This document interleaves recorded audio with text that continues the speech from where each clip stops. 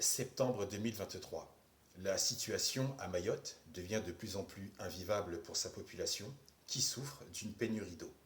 Les réserves d'eau, nappes phréatiques, deux réserves collinaires, une usine de dessalement et plusieurs rivières sont épuisées.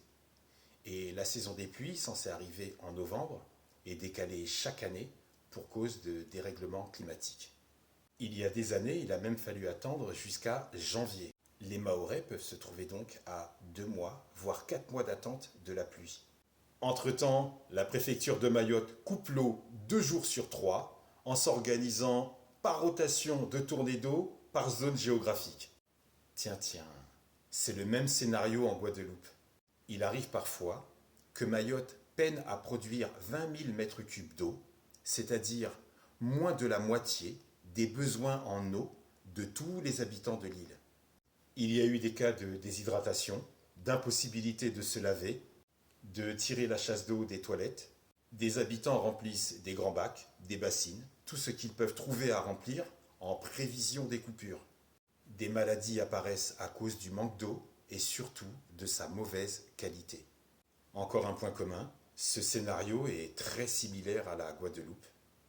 À Mayotte, une sécheresse inouïe est aggravée par l'inefficacité et la léthargie de l'État français, une circonstance qui aurait pu être préparée à l'avance, puisque la plus grande sécheresse connue à Mayotte date de 1997.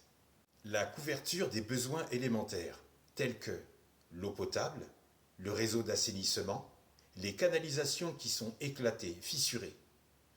Encore un déroulement semblable à la Guadeloupe. La ressource en eau par habitant est faible. Mais pourquoi? Je ne parle pas que de l'absence de réponse politique, comme en Guadeloupe, non. Mais un réseau de distribution, où un tiers de l'eau collectée est perdue à cause des fuites. La plupart des masses d'eau de l'île sont dans un état écologiquement désastreux, défectueux, à cause de la pollution des déchets et autres types de pollutions variées et innombrables existant sur l'île. Ça a été une alternance et un défilé d'échecs politiques du gouvernement français. Rien n'a été fait pour éviter le drame et le fléau que subissent les habitants à Mayotte chaque année.